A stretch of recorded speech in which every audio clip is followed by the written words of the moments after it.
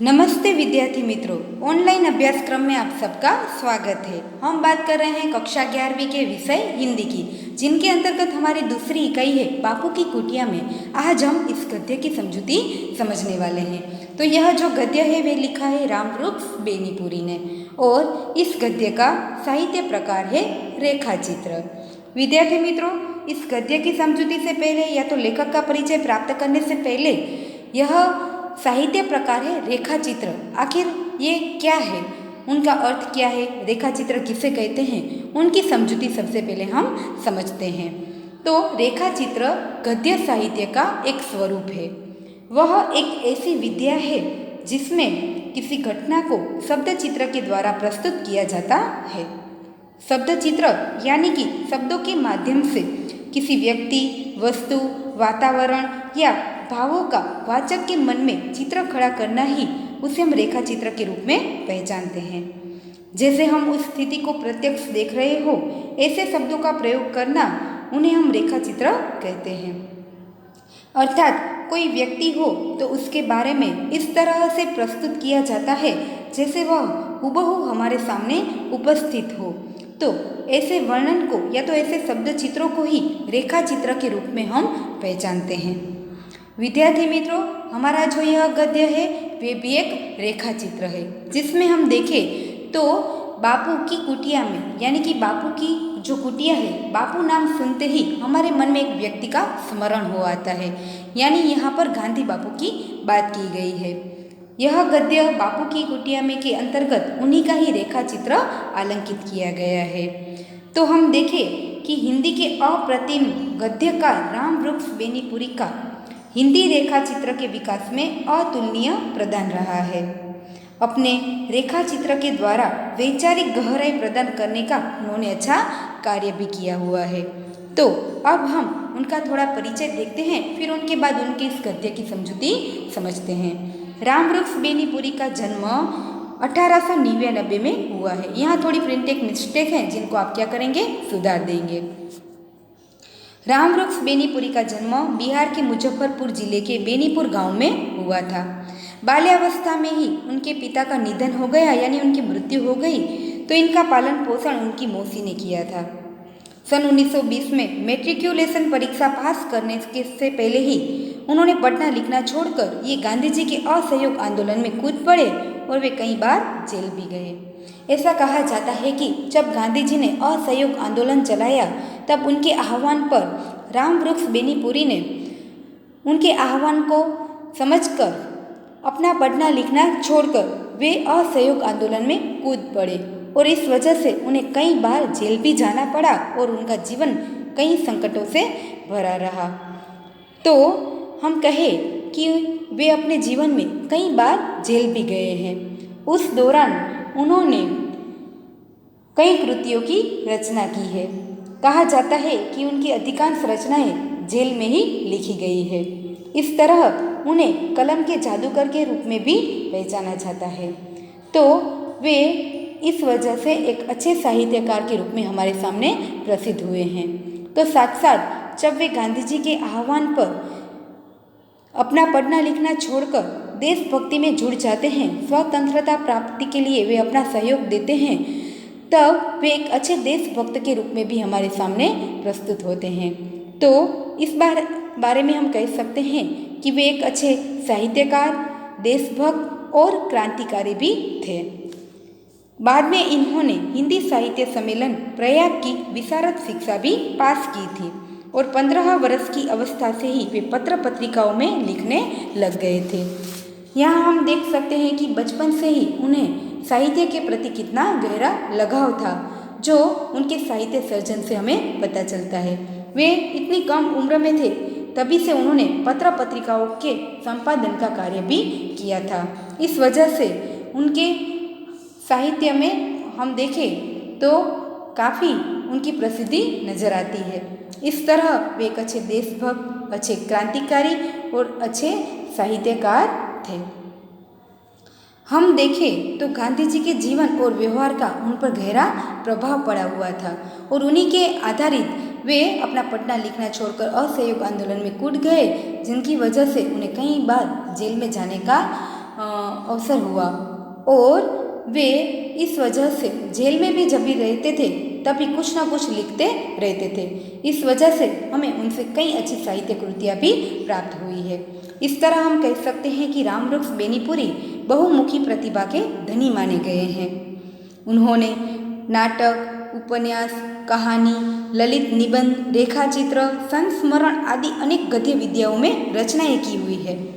तो साहित्य के क्षेत्र में उनका प्रवेश पत्रकारिता के माध्यम से ही माना गया है। इस तरह हम उन्हें कलम के जादूगर के रूप में भी पहचानते हैं, क्योंकि उन्होंने गद्य के विभिन्न स्वरूपों पर अपनी कलम चलाई हुई है।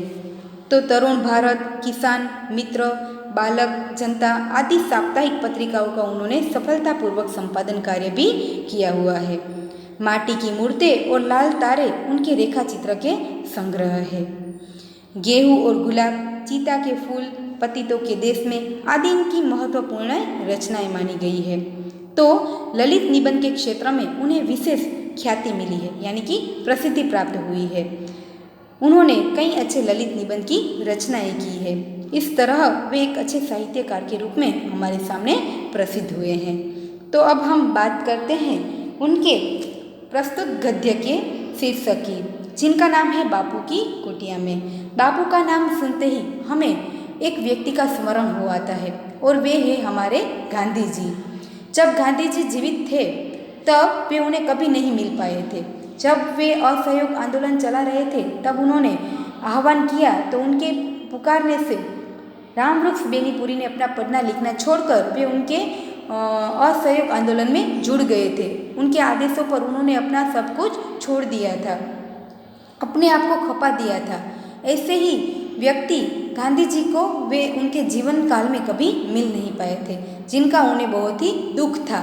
परंतु कुछ समय बाद उन्हें एक ऐसा मौका मिलता है कि वे उनकी कुटिया में जाते हैं और उनकी वहाँ रखी हुई सभी चीज़ों को बहुत ही नज़दीक से सूक्ष्म दृष्टि से उनको देखते हैं और जिनका वर्णन उन्होंने इस रेखा चित्र में किया हुआ है। तो इस वजह से हम कह सकते हैं कि गांधी बापू के प्रति उनके मन में जो उनके प्रति लगाव था, भावानुकूल एकात्मकता का जो भाव था, वे हमें इस रेखा चित्र में नजर आता है और उन्हीं के आधारित उन्होंने इस गद्य का शीर्षक बापू की कुटिया में रखा हुआ है। आगे हम यहाँ देखें तो उनका यह रेखा चित्र बापू की कुटिया में, वहाँ बापू की कुटिया में बैठकर लेखक भावानुकूल स्थिति में बापू से जुड़ी हुई वस्तु के माध्यम से उनकी जो मूर्ति अंकित करते हैं वो हमारे मन पर छा जाती है। महात्मा गांधी के जीवन और उनके विचारों का उन पर गहरा प्रभाव पड़ा था। लेखक ने गांधी जी के आदेशों पर स्वतंत्रता आंदोलन में अपने जीवन को समर्पित कर दिया। इनके बाद वे अनेक संकटों से गुजरे। संयोग ऐसा हुआ कि गांधी जी के जीवन काल में चाहकर भी वे उनके दर्शन नहीं कर पाए। इस बात का उन्हें बहुत ही दुख रहा। जब वे बापू की कुटिया के दर्शन के लिए जाते हैं, वहाँ जाकर उनकी कुटिया में बापू की रखी हुई सभी चीज़ों को देखते हैं और हम देखें तो इन वस्तुओं में भी वे गांधी जी के साक्षात दर्शन करते हैं और अपने आप को अंत में धन्य मानते हैं, सौभाग्यशाली मानते हैं। इनका वर्णन हमें इस गद्य में समझना है और वे बताते हैं, यहाँ आप समझ सकते हैं, लिखा हुआ है कि प्रस्तुत पाठ बापू की कुटिया में लेखक को गांधी जी के जीवन काल में उनसे न मिल पाने का रंज नजर आता है, दुख नजर आता है। तो दूसरी ओर उनकी अनुपस्थिति में कुटिया की हर वस्तु को जब वे आत्मसात करने का सुअवसर प्राप्त होता है उन्हें, तो वे अपने आप को भाग्यशाली मानते हैं।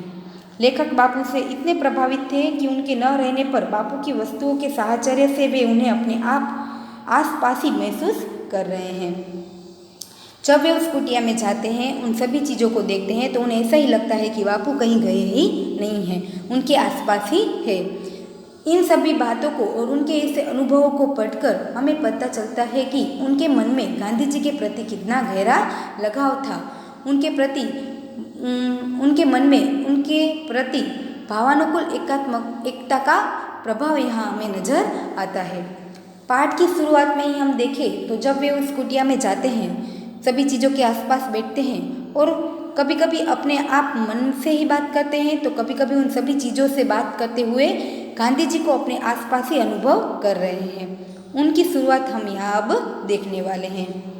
विद्यार्थी मित्रों, गद्य की समझौती अब हम देखते हैं। तो शुरुआत में ही लिखा है कि बापू, यहाँ तुम्हारी इस कुटिया में तुम्हारे पायताने बैठकर ये कुछ पंक्तियाँ लिख रहा हूँ।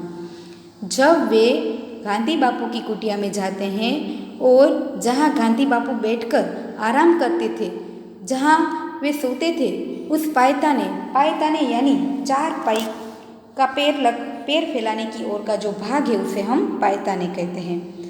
वहाँ बैठकर वे जैसे बापू से ही बात कर रहे हो, इस तरह उनकी सभी चीज़ों से बात करते हैं कि बापू, यहाँ तुम्हारी इस कुटिया में तुम्हारे पायताने बैठकर मैं कुछ पंक्तियाँ लिख रहा हूँ।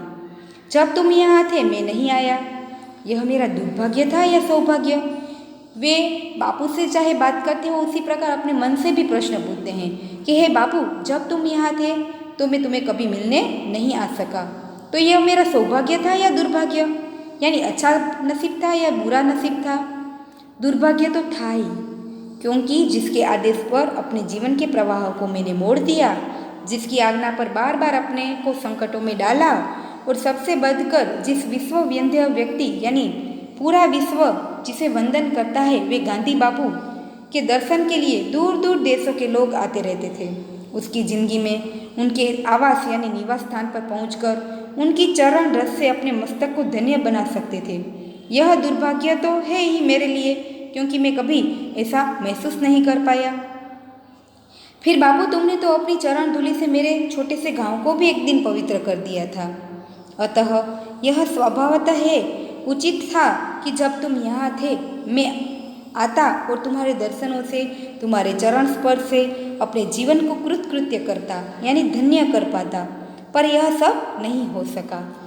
यहाँ हम देखें तो लेखक अपना दुख व्यक्त करते हुए कहते हैं कि जब बापू जीवित थे तब मैं उन्हें कभी नहीं मिल पाया। दूर दूर के देशों के लोग उन्हें आकर मिलते थे, मैं वह अपने जीवन में कभी महसूस नहीं कर पाया। लेखक गांधी जी के आदेश पर स्वतंत्रता आंदोलन में जुड़ गए।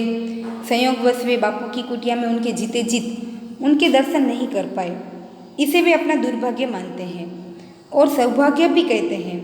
दुर्भाग्य इसलिए कि वे उनके आवास पर उनके दर्शन कर उनकी चरण रज को माथे पर नहीं चढ़ा सके, जो दूर दूर के देश के आते हुए लोग करते थे। और सौभाग्य इसलिए कि अब वे उस शांत एकांत में अकेले उस कुटिया से इतना तादात्म्य प्राप्त कर रहे हैं जो उस समय इतनी देर के लिए उन्हें संभव नहीं हो पाया है। इस बात को आगे वे बताते हैं कि किंतु मैं देखता हूँ, आज यहाँ प्रत्यक्ष कर रहा हूँ कि आदमी का दुर्भाग्य कभी कभी सौभाग्य बन जाता है। मित्रों, कभी कभी हमारे जीवन में हम देखें तो यह उक्ति हमारे लिए बहुत ही उपयोगी है। ऐसा होता है कि कभी कभी हमारे साथ कुछ बुरा होता है तो हम अपने जीवन को दुर्भाग्य मान लेते हैं, परंतु ऐसा होता है कि कभी कभी वे ही दुर्भाग्य हमारे आने वाले जीवन में सौभाग्य बनकर आता है।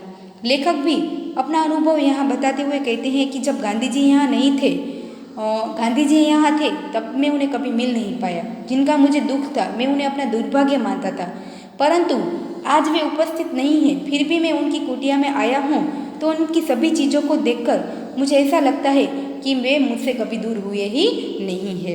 और जब मैं उन दिनों आता तो उनकी सभी चीज़ों को या तो गांधी जी को इतनी देर के लिए नहीं मिल सकता था, उनकी सभी चीज़ों को इतनी देर तक नहीं देख सकता था, क्योंकि उन्हें दूर देशों से कई लोग मिलने आते थे।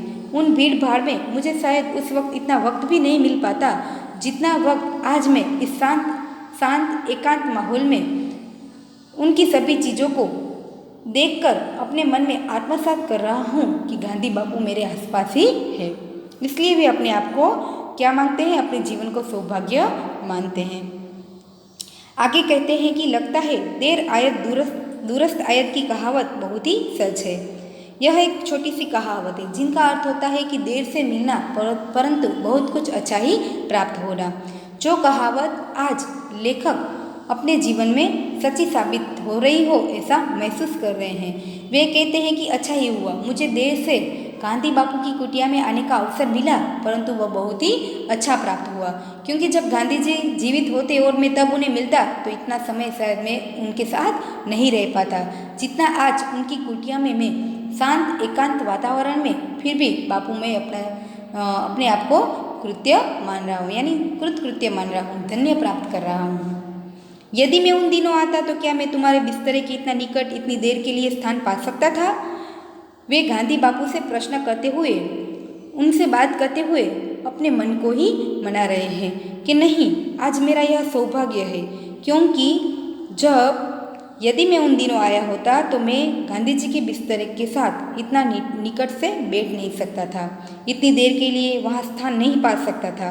उस शांत एकांत में अकेले अकेले इस कुटिया से इतना तादात्म्य क्या अर्थ होता है, एक वस्तु का दूसरी से अभिन्न होने का भाव प्राप्त नहीं कर सकता था। अरे, तुम्हारे पायताने बैठकर अपनी लेखनी को इस तरह सार्थक करने का सौभाग्य उन दिनों क्या खाकर किस पुरातन पुण्य बल से मैं पा सकता था?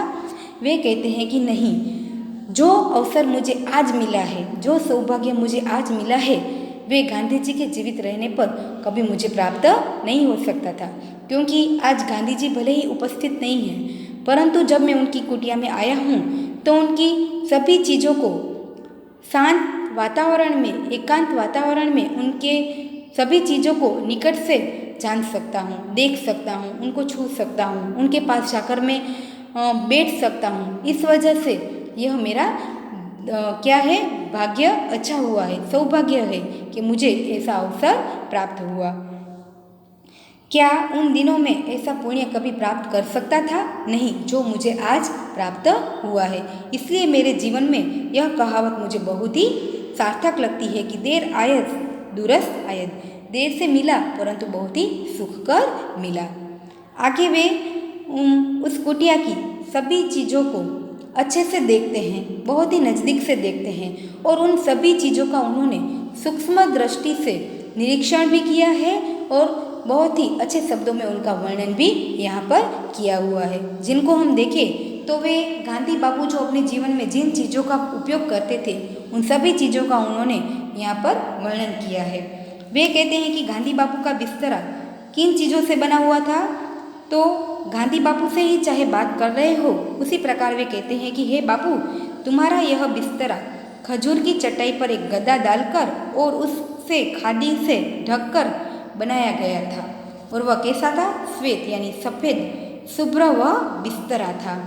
गांधी बापू का बिस्तरा किस तरह बनाया गया था? यदि हमें एक मार्क्स के प्रश्न में पूछा जाए तो उनका उत्तर यहाँ लिखा हुआ है कि गांधी बापू का बिस्तरा खजूर की चटाई से, यानी कि खजूर के पेड़ के जो बड़े बड़े पत्ते होते हैं उनसे चटाई बनाई गई है और उन पर एक गद्दा डाल दिया गया है और खादी के कापड़ से उन्हें ढक दिया गया है।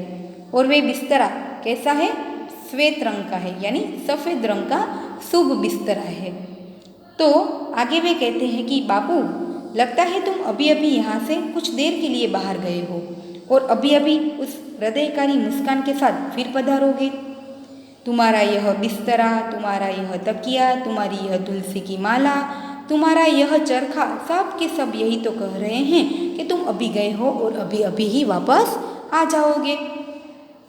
यहाँ पर लेखक ने गांधी जी के कुटिया में रखी हुई उनके उपयोग की जो सभी चीज़ें हैं उनका उन्होंने सूक्ष्म वर्णन किया है, और वे कहते हैं कि यह सभी चीज़ें गांधी जी अपने जीवन व्यवहार में उपयोग करते थे, यानी कि तुलसी की माला है, उनके सूत काटने का चरखा है, उनका तकिया है आराम करने के लिए, उनकी तुलसी की माला है, उनका बिस्तर है, वे सभी आज यही बता रहे हैं कि बापू उनके आसपास ही है। लेखक जब इन सभी चीज़ों को देखते हैं तो उन्हें लगता है कि बापू उन्हें छोड़कर कहीं नहीं गए हैं, उनके आसपास ही है, अभी अभी कहीं पर गए हैं और अभी वापस आ जाएंगे। तो लेखक इन सभी चीज़ों को देखकर अत्यंत प्रसन्न होते हैं और अपने आप को क्या मानते हैं? सौभाग्यशाली मानते हैं कि शायद मैं उन दिनों आया होता तो गांधी जी के इस बिस्तरे के पास मुझे इतने वक्त बैठने का मौका नहीं प्राप्त हुआ होता, परंतु आज वे उपस्थित नहीं है, फिर भी मेरे आसपास ही है, मुझे ऐसा अनुभव हो रहा है और ऐसा लगता है कि वे अभी बाहर गए हैं और अभी ही लौट कर आ जाएंगे। उन्होंने यहाँ पर उनकी सभी चीज़ों का वर्णन किया है। तो आगे वे कहते हैं कि किंतु नहीं, इस कुटिया के दाहिने द्वार के निकट जो यह घड़ी और खड़ाऊ की जो जोड़ी है वह यह कहती है, अरे तुम किस भ्रम में हो?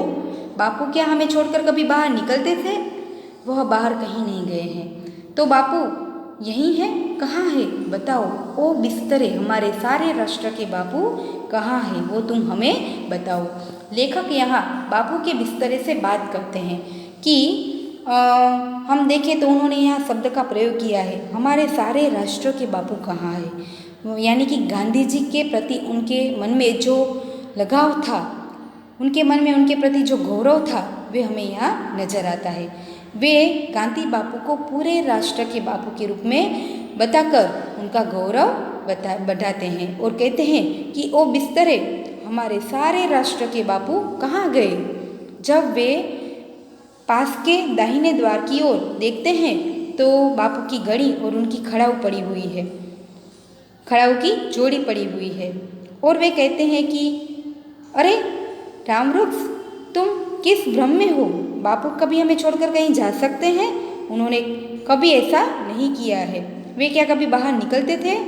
तो क्या बापू यहीं हैं? कहाँ गए हमारे बापू, कहाँ गए। लेखक उनकी सभी चीज़ों को देखते हुए, घड़ी हो, खड़ाऊ हो, तुलसी की माला हो, उनकी सभी चीज़ों को देखते हुए गांधी बापू को वहाँ पर ढूंढ रहे हैं और कहते हैं कि गांधी बापू हमें छोड़कर कहीं गए नहीं हैं, वे अभी वहाँ पर उपस्थित हो जाएंगे। और बिस्तरे से ही कहते हैं कि यदि तुम बता सकते हो तो बताओ कि हमारे पूरे राष्ट्र के बापू कहाँ है। ऐसा विधान कहकर उन्होंने गांधी बापू के गौरव को हमारे सामने प्रकट किया है। आगे वे कहते हैं कि बिस्तरा नहीं बोलता, किंतु खुली अलमारी पर रखे बापू के तीनों बंदर कुछ न कुछ इशारे से कह रहे हैं। आंखें बंद करो, अपनी जबान बंद करो, अपने कान बंद करो और अपने आप में आत्मस्थ करो, तो फिर तुम्हें दिखेगा कि बापू यहीं हैं, वे कहीं गए नहीं हैं। वे बिस्तरे से बात करते करते हुए आगे कहते हैं कि वह बिस्तरा शायद कुछ उत्तर नहीं देगा। तुरंत ही उनकी दृष्टि वहाँ पर खुली अलमारी की ओर जाती है तो उन्होंने देखा कि गांधी बापू के तीनों बंदर इशारे से कुछ ना कुछ कह रहे हैं कि यदि तुम्हें कुछ करना ही है तो अपनी आँखों को बंद कर दो, कुछ भी बोलना छोड़ दो और कुछ भी सुनना छोड़ दो, परंतु अपने मन में तुम एक बात को आत्मसात करो कि तुम्हारे बापू कहीं गए नहीं हैं, वे तुम्हारे आसपास ही है। यहाँ हम देखें तो गांधी बापू के तीनों बंदर कुछ न कुछ इशारे से हमें संकेत करते हैं कि उचित हो उतना ही देखो, उचित हो उतना ही सुनो और उचित हो उतना ही बोलो, और यदि कुछ करना ही है तो अपने मन में आत्मसात करने का प्रयत्न करो, तो फिर तुम्हें लगेगा कि गांधी बापू तुम्हारे आसपास ही है। और हम कहें कि आगे लेखक बताते हैं, और सचमुच पा रहा हूँ कि बापू तुम कहीं गए ही नहीं हो, यहीं हो, इसी बिस्तरे पर हो, उस तकिए के सहारे बैठे हो। हाँ हाँ, इस शांत एकांत में मैं इस सारी कुटिया को बापू में पा रहा हूँ। लेखक जब कुटिया में उन गांधी बापू की जरूरी उपयोगी वस्तुओं को देखते हैं तब वे अपने मन को एक ही बात बता रहे हैं कि हाँ, बापू तुम्हारे साथ है, बापू तुम्हारे आसपास है, बापू कहीं गए ही नहीं हैं। जब वे गांधी जी की सभी चीज़ों को देखते हैं तो उन्हें ऐसा ही महसूस हो रहा है कि गांधी बापू उनके आसपास ही है। और इन सभी बातों को कहते हुए वे अपने आप को बहुत ही धन्य मान रहे हैं कि हाँ, आज भी गांधी बापू मेरे आसपास ही है। आगे वे कहते हैं कि देखिए, वह अपने बिस्तरे पर बैठे बापू अपना यरवदा चक्र घुमा रहे हैं। यहाँ हम यरवदा चक्र की बात करें तो उनकी कथा इस तरह है कि जब बापू पुणे की यरवदा जेल में थे तब चरखा चक्र घुमा रहे थे। उस चक्र के माध्यम से उन्होंने सूत के कई कापड़ को काटा है, यानी कि कई ऐसे अच्छे कापड़ उन्होंने बनाए हैं, जो एक तरह से उनका यह संदेश था कि वे गरीबों के प्रति उनके मन में गहरा लगाव था। वे गरीबों की पीड़ा को समझते थे, उनके दुख को समझते थे कि इस चक्र की वजह से बने हुए कपड़े गरीबों के लिए मदद रूप हो जाएंगे। इसलिए वे क्या करते थे, उस जेल में भी जहाँ पर उन्हें वक्त मिलता तो वे उस चक्र को घुमाते जाते और कापड़ को बनाते रहते थे। वे जहाँ पर भी जाते थे अपने चक्र को अपने साथ ले जाते थे और जैसा वक्त मिलता वे उस चक्र के आधारित सूत को काटते रहते थे, यानी कि कापड़ बनाते रहते थे। तो यहाँ पर वे जब देखते हैं तो उन्हें ऐसा ही दिखता है कि गांधी बापू आज भी अपने बिस्तर पर बैठे हुए अपने यरवदा चक्र को घुमा रहे हैं। अभी कुछ देर पहले उन्होंने सामने रखे कलमदान से कलम निकालकर कुछ न कुछ लिखा है। और अब जरा हट जाइए, थके मांदे बापू हाथ में तुलसी की माला लिए अपने सामने की दीवार में मिट्टी की उभाड़ से बनाए 2 नारियल के वृक्षों के बीच गैर यानी सही से लिखे हुए ओम को निर्मिमित दृष्टि से निहार रहे हैं। जब वे बापू को ऐसा महसूस करते हैं कि बापू उनके सामने बिस्तर पर बैठे बैठे अपना यरवदा चक्र घुमाकर कापड़ बना रहे हैं, तब उन्हें लगता है कि बापू उनके आसपास ही है। और साथ साथ वे कहते हैं कि उन्होंने अभी ही उनके पास रखी हुई कलमदान जो बापू अपने लिखने के लिए प्रयोग में लेते थे, उनसे ही उन्होंने अभी कुछ कलम से लिखा हुआ है। और जब वे आगे देखते हैं तो थके मांदे बापू हाथ में तुलसी की माला घुमाकर आराम कर रहे हैं। और उन्होंने देखा कि वे जहाँ पर बैठकर आराम कर रहे हैं उनके माथे पर की दीवार पर नारियल के 2 वृक्ष का चित्र है और उनके बीच ओम शब्द लिखा हुआ है, जिनको लेखक क्या करते हैं, बहुत ही निर्मिमित दृष्टि से देख रहे हैं। और उस ओम के ऊपर क्या लिखा था, हे राम शब्द लिखा था, जिनको जब वे देखते हैं तब वे काल्पनिक दुनिया से एक भ्रम से बाहर आकर जागरूक अवस्था में आते हैं कि अब गांधी बापू हमारे आसपास नहीं है, वे अब इस दुनिया में नहीं हैं। क्योंकि कहा जाता है कि गांधी बापू की जब मृत्यु हुई तो उनके मुख से अंतिम शब्द हे राम का उच्चारण हुआ था, जो उनके जीवन को मुक्ति दिलाता है। और कहते हैं कि हम सभी जानते हैं कि गांधी बापू की मृत्यु किस तरह से हुई है। उन्हें गोली मारकर उनकी मृत्यु की गई थी, यानी उनकी हत्या की गई थी।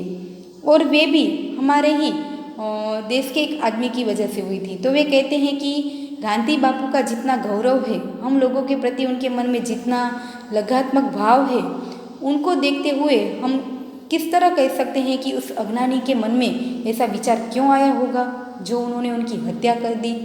परंतु जब उनके मुख से हे राम शब्द निकला तो कहा जाता है कि उनके मृत्यु उनको उनके जीवन से मुक्ति प्राप्त हुई। यहाँ पर हम देखें तो जब वे उस दोनों नारियल के वृक्षों के बीच से स्याही से लिखे हुए ओम को पढ़ते हैं तो उन्हें उनका जीवन बहुत ही गौरवमय नजर आता है। और उनके आसपास उन्होंने जब हे राम शब्द को देखा तो वे जागृत अवस्था में आ जाते हैं और उनका भ्रम टूट जाता है कि बापू अब इस दुनिया में नहीं है। उन्होंने आगे लिखा है कि हे राम, आह कल्पना लोक से उठकर मैं किस कठोर चट्टान पर पटक दिया गया। अब तक वे उसी कल्पना में खोए हुए थे। जब वे गांधी बापू की सभी चीज़ों को देख रहे थे कुटिया में, तब उन्हें ऐसा लगता था कि बापू उनके आसपास है, वे अभी बाहर गए हैं, अभी वापस लौट आएंगे। उन्हें ऐसा लगता था कि गांधी बापू अभी भी बिस्तर पर आराम कर रहे हैं, अपना यरवदा चक्र घुमा रहे हैं, वे अपनी तुलसी की माला को अपने हाथों में घुमा रहे हैं, या तो वे सूत काट रहे हैं, अपने कलमदान से कुछ लिख रहे हैं। उन्हें ऐसा ही महसूस हो रहा था कि गांधी बापू उनके सामने ही बैठे हुए हैं।